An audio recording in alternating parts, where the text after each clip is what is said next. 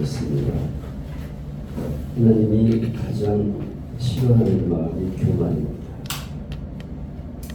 하나님을 무시하고 내 뜻대로 내 고집, 내 지혜, 내 능력을 의지하며 살아가는 자, 하나님이 가장 싫어하시죠. 하나님은 겸손한 자를 기뻐하십니다. 우리는 늘 하나님 앞에 기도해야 합니다. 하나님, 교만하지 않게 해주세요.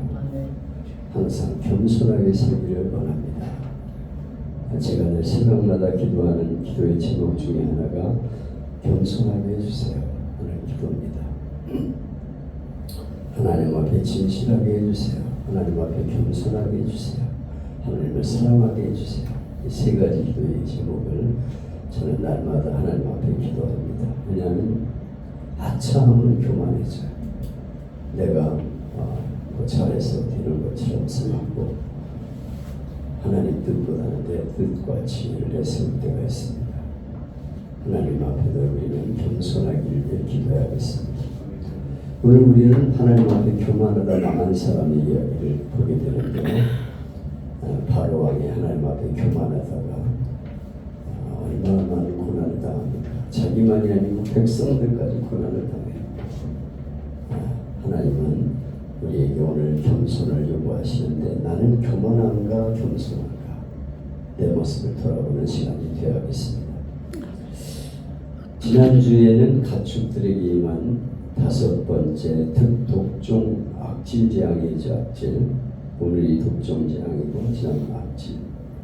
그래서 가축과 사람에게 악한 질병이 임해서 수많은 고통을 당하는 모습을 생각했습니다. 그런데 끔찍한 재앙을 당하고도 바로왕은 회개하지 않아요. 그 결과 6번째 재앙인 독종 재앙이 임합니다. 이것은 사람과 짐승에게 임하는 재앙이었어요. 이 재앙은 사람에게 직접 가해진 재앙으로 물질적, 정신적, 육체적인 고통이 임하는 재앙이었습니다. 하나님의 진노는 점점 강해집니다. 처음에 좀 약하게 했는데 계속 말을 안 들으면 점점 강한 재앙으로 치시는 것을 보게 됩니다.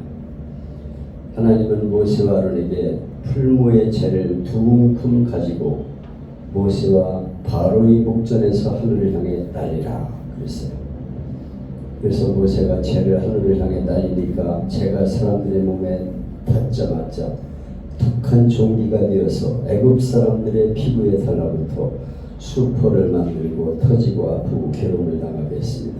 이 독종은 온몸에 물집이 생기고 터지고 번지며 몸을 상하게 하는 병으로 요즘으로 말하면 대상포진과 같은 피부병이라고 할 수가 있습니다. 대상포진, 피부포진이 상당히 무섭더라고. 우리 안에 2번인가 걸렸는데 얼마나 고통스러웠는지 몰라요. 바늘로 찌르는 것 같아요. 하나님 감사하게 저한테는 그 병을 넘어가게 하시는데 얼마나 고통스러웠는지 옆에서 보기도 무서워. 그래서 대상포진 주사를 꼭 예방 주사를 맞으셔야 돼요. 괜찮을 때다 한 번 당하면 굉장히 고통스럽죠. 이 병은 돌림병으로서 전염병이었던 것으로 보입니다. 온 국민이 이 독종으로 고통에 빠졌어요. 그동안 바로의 곁에서 바로의 마음을 위로해 주었던 술객들도 독종에 걸려 바로 앞에 서지 못하게 되었어요. 술객들도 다 독종에 걸려서 고통스러워서 나오지를 못합니다. 애굽 땅에는 재가 많았습니다. 이스라엘 자손을 동원해서 벽돌 굽는 가마, 철 연장 만드는 풀목불, 가정에서 아궁이에 불을 때는 조리, 집집마다 재가 가득했습니다. 몇십 년 전만 해도 한국의 시골에는 집집마다 지푸라기, 나무를 아궁이에 떼서 밥을 하고 난방했기 때문에 재를 모아두는 쟁간이 있었어요. 그것은 겨울철에 바람이 좀 세게 불면 얼마나 날리는지 쟁간에 자주 물과 소변, 대변을 부어줘야 했습니다. 그런 거 그거 아시죠? 나이 드신 분들은 쟁간에다가 물도 뿌리고 소변도 뿌리고 뒷간에서 대변도 갖다가 부어가지고 이제 거름을 만들게 됐습니다. 하나님의 말씀을 순종하지 않으면 세상 모든 것들이 해가 된다는 것을 보여주고 있는 거예요. 그 평범한 채, 그게 가루가 되어 나르면서 엄청난 병을 일으킵니다.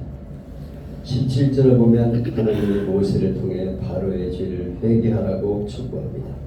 내가 여전히 내 백성 앞에 교만하여 그들을 보내지 아니하느냐 하면서 책망하셨어요. 바로는 하나님 앞에 교만했습니다. 성경이나 역사를 보면 이런 사람은 하나같이 망했습니다. 하나님은 교만한 바로에게 7째 재앙을 내립니다. 우박재앙.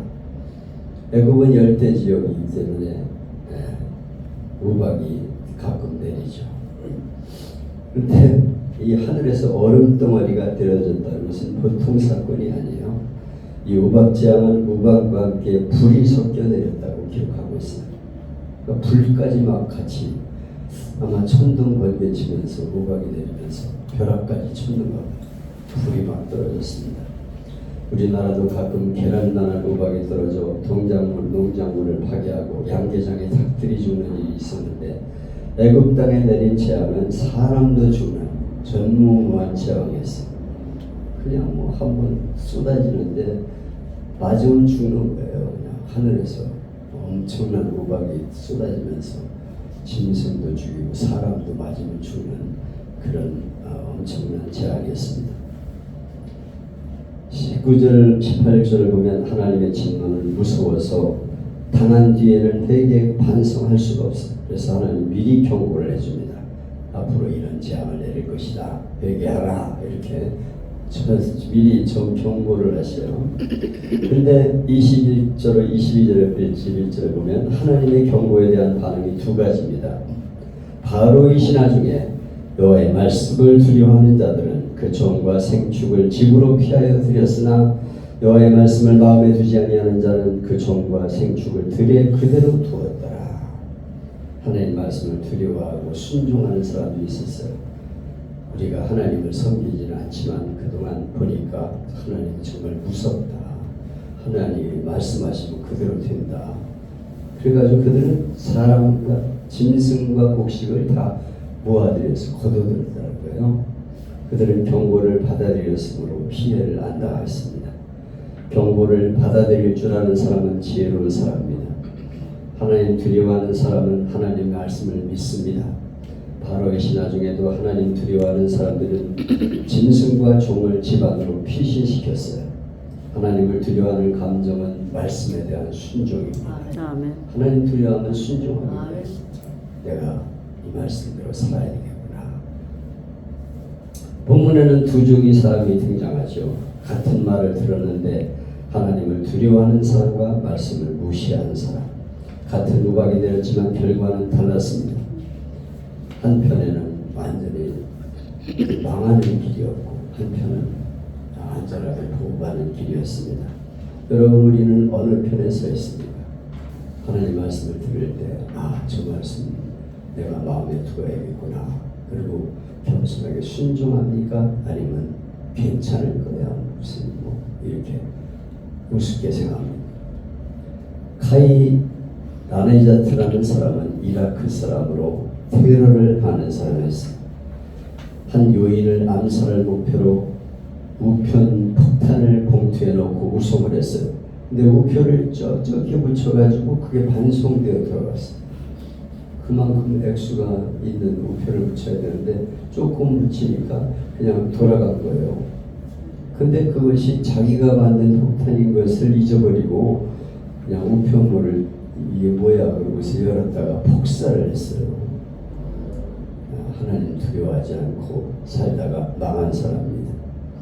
여기 보면 27절 28절에 우박재앙의 충격을 받고 바로는 즉시 모세를 부릅니다. 이번은 내가 범죄하노라. 여호와는 의로우시고 나와 내 백성은 악하도다. 이번은 범죄. 그동안은 범죄 안 했나? 이번은 내가 범죄를 했다. 급하니까 진심이 아닌 우선 재난을 피하는 생각으로 수단을 부리는 것입니다. 이번은 내가 죄를 지었습니다. 하나님 용서해 주세요. 그것만 피하려고 그러면 또 여전히 죄를 짓고 있는 것이죠.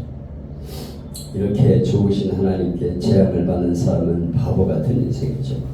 34절로 35절에 보면 이번은 내가 잘못했다 고백한 바로가 또다시 반역을 합니다. 다시 범죄하여 하나님 마음을 완강하게 하니 구제불능이요. 또다시 정신을 못 차리고 또다시 같은 죄를 짓고 있다는 것입니다. 존 템플턴의 이야기입니다. 어느 날 대도시 러시아워 시간에 대형 트럭이 지하도 입구에서 꽉 끼어버리는 사고가 났었어요. 이게 너무 커가지고 지하도를 막고 있는 거예요. 그래서 앞으로도 못 가고 뒤로 못 가요. 운전기사는 지하로 입구와 자동차 지붕 사이에 몇 인치 정도 여유가 있을 것이라고 생각하고 갔다가 그만 낀 거예요. 경찰이 출동하고 구경꾼이 모여들었습니다. 기술자들이 차를 빼내기 위해 공리를 합니다. 그때 한 소년이 트럭 운전사에게 다가가서 말합니다. 아저씨, 제가 차 빼는 방법을 가르쳐 드릴까요? 됐다 꼬마야. 어른들이 알아서 할 거야. 다친다 다쳐 저리가. 아니요 아저씨, 타이어에서 공기만 좀 빼면 돼요. 그러면 차가 낮아져 가지고 빠져나갈 수 있어요. 어른들이 그 말을 들으니까 그럴듯해. 그래가지고 타이어 공기를 빼니까 차가 빠져나갔다는 거예요. 여러분, 하나님과 대치하는 인간은 미끄럽습니다. 조금만 바람을 빼면 문제는 쉽게 해결됩니다. 헨리 나우에는 마음에서 들려오는 사랑의 소리에서 말합니다. 혼자 치유해보려고 노력할수록 실망만 더 커질 뿐이다. 내가 무력하다는 사실을 인정해야 하나님이 치유할 수 있다. 내가 내 힘으로 해보려고 발버둥칠수록 안 된다는 거예요. 나를 낮추면서 하나님 앞에 겸손할 때 치유가 일어나게 된다는 것입니다. 아멘. 하나님 앞에 대항하는 것은 재앙을 당하는 원인입니다. 하나님 앞에서 힘을 빼고 겸손하십시오. 아멘. 그때 우리의 영혼이 자유롭게 되고 문제가 해결되는 은혜가 임할 것입니다. 아멘. 하나님을 두려워하지 않는 사람은 말씀을 무시합니다. 하나님 말씀을 마음에 두지 않는 사람은 그대로 들에 두었어요.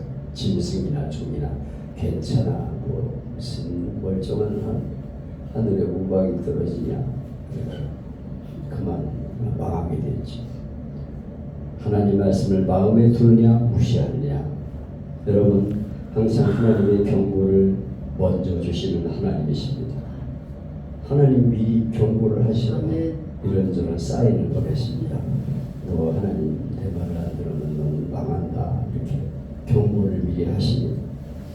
문제는 말씀에 대한 우리의 태도입니다.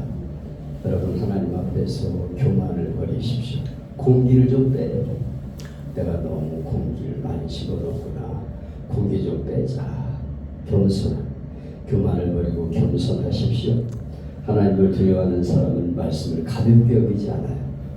말씀을 듣는 태도가 사람을 살립니다.